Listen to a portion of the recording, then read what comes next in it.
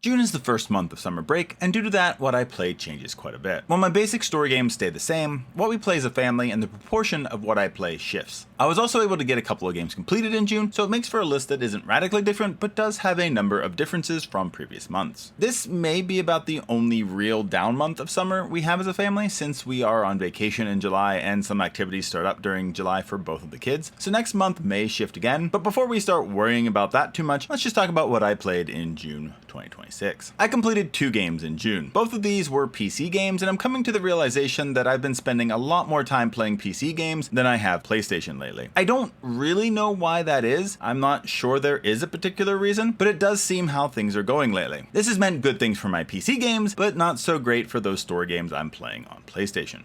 First completed game is Indiana Jones and the Fate of Atlantis. I was able to finish this game pretty early in June. I thought this was better in a number of ways than The Last Crusade that I finished a few months ago, but I still wouldn't call it amazing. It still feels like a game that is heavier on the making it hard to figure out what to do next than it is on having an engaging story. But I definitely noticed an improvement from The Last Crusade in pretty much every area. It maybe also helped that this one didn't have a movie to compare to. I'll be making a review for this in July, so you can check that out to see what I thought about it in more depth.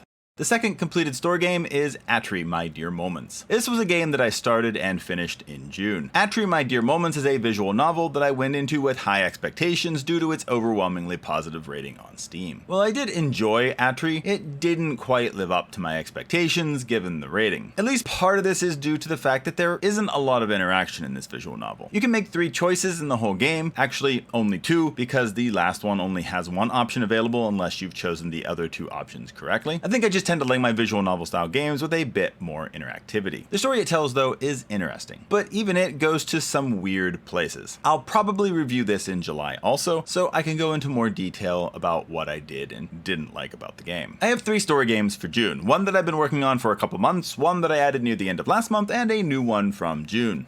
The first story game is Final Fantasy X. Remember how I said earlier that I haven't really been playing my PlayStation story games all that much? Well, Final Fantasy X has definitely been a casualty of that, but I have still played it a couple times during the month. I am just past Jose Temple, so I did make some progress, just not as much as I would have liked, which I feel like I've said every month that this has been on my list. Second story game is Ninth Dawn 2. I tried this at the end of May and didn't quite know what I thought of it. Graphically, it is a bit of a mess, but I thought that the gameplay had a simple but fun style. Playing it this month, I haven't enjoyed my time with it quite as much as I would like. It can be very punishing and difficult to get through. It's easy to get swarmed by enemies and die very quickly. The UI is also just not great. You have a map, but it's so small and lacking in detail that it's hard to gain much from it. I'll probably try to see it through to the end, but I doubt that I'll be trying other games from the series unless something changes as I get further in the game, or it's some part of a random bundle I get along the way. Third story game is Wolfenstein 3D Spear of Destiny. This is basically a map pack for the original game. Nazis have stolen the Spear of Destiny, the spear that pierced the side of Christ, and BJ Blazkowicz is sent to take it back. While this is the premise of the story, there really isn't anything in the game that presents this story in any way, at least not so far that I've seen. It's just more Wolfenstein 3D gameplay, and that's about it. It does feel like it's a bit more difficult than the original one, but I'm honestly not sure if this is the case or not. It's been a while, so it could just be a matter of getting used to the older control styles and the quirks of that game. I do wish there was a bit more to this game though. It's just another map pack set before the events of the first game and its add-on, and it just makes it feel a bit underwhelming. There's no real new enemies, there's no different weapons, there is some different walls and like decor kind of stuff, which is at least promising, but there's nothing really else new so far that I've run into to make it stand out or be at all different from playing the original Wolfenstein 3D. I'll probably at least go through it, but I doubt I'll go through the extra map packs that came with it, which basically just recycles the premise of Spear of Destiny 2 more times. Moving on from story games, I'll be focusing on games that I call endless games. These are games that don't have clear-cut endings. They can be online PvP, arcade, sandbox, creative, simulation, or party games. There are games here that are monthly regulars, and also games that will hop off and on the list depending on the month. This category wound up looking a little bit different in June. There are still some old favorites to be found here, but some games didn't make it that have been here fairly regularly recently, and there is just a wider variety of games, including some that haven't been on the list for a little while. Some of these games I did forget to get footage for, so I'm just using some of the older footage that I had saved for the games. This sometimes happens for games that we all play together in our living room. I have to record it on the PlayStation itself, and I just don't always remember to do it. First endless game is Fortnite. Chapter 7 Season 3 started, and I've actually been having a lot of fun with it. While the ending to Chapter 7 Season 2 was a bit underwhelming since we weren't able to get into the final event due to the server issues that Fortnite seemed to be having, from what I could tell by watching it online, it seemed like it was a pretty cool event, and it was a little bit of a bummer that we missed out. Thankfully, they still gave us the rewards that they had promised for watching it since we were trying to get in, but it just kind of wound up being a little bit of a rough ending to the season, in my opinion. Due to summer, we've been playing Fortnite more regularly, but to be honest, I've been really enjoying the new season quite a little bit. Sprites have been a fun addition to the game, even though they can also be quite frustrating as well whenever you're trying to master them and level them up and then you die and have to lose it and restart again. But overall, I do really like the system. It's fun, it gives you something extra to do, and there's a whole bunch of fun different sprites to collect. I don't know, I'm always a sucker for those kind of systems, and I've been having fun with it. I'm hoping that Fortnite will continue to be enjoyable for this season as we progress, but so far it's off to a good start, and I don't really have a whole lot of complaints. Second in this game is Marvel Rivals. June saw the addition of Cyclops to the game. Since he's a DPS character, I haven't had the chance to play him, but he seems quite powerful. June also saw the summer event for Rivals with a new beach hub area and all kinds of events that give you some extra units, which is always nice. I also started to try a little ranked to see if I could earn gold to get the styles for Dino and Cyclops. I'm currently at Silver 1, so I hope that I can do it, but we'll see.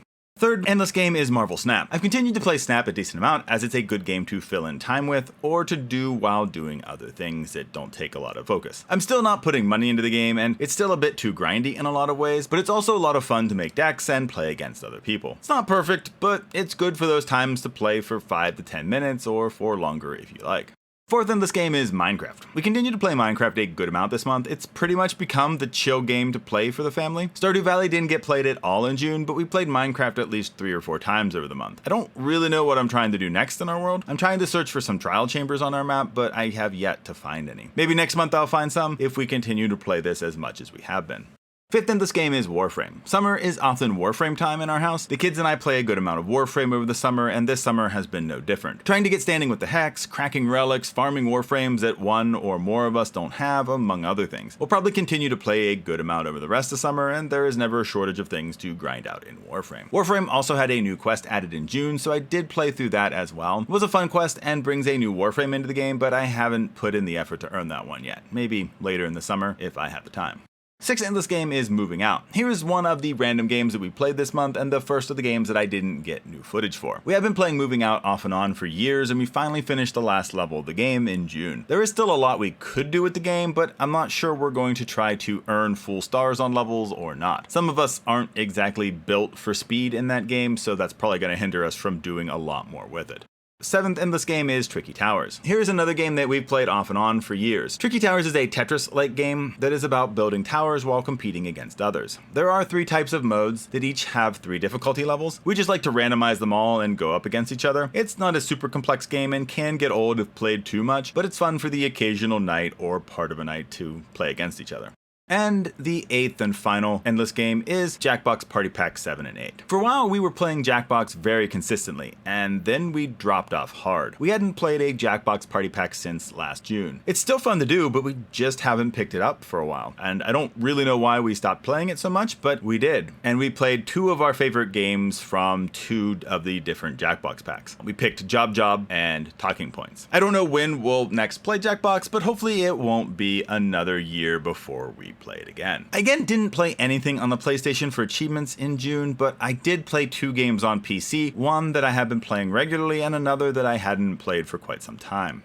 The first achievement game is Lone Survivors. Lone Survivors had another update in June which added some new classes to the game and a few new achievements. I unlocked one of these new classes, but I haven't played it yet. I'm still trying to knock out some of the achievements I had from one of the earlier updates. I am looking forward to doing it, but it will just take some time.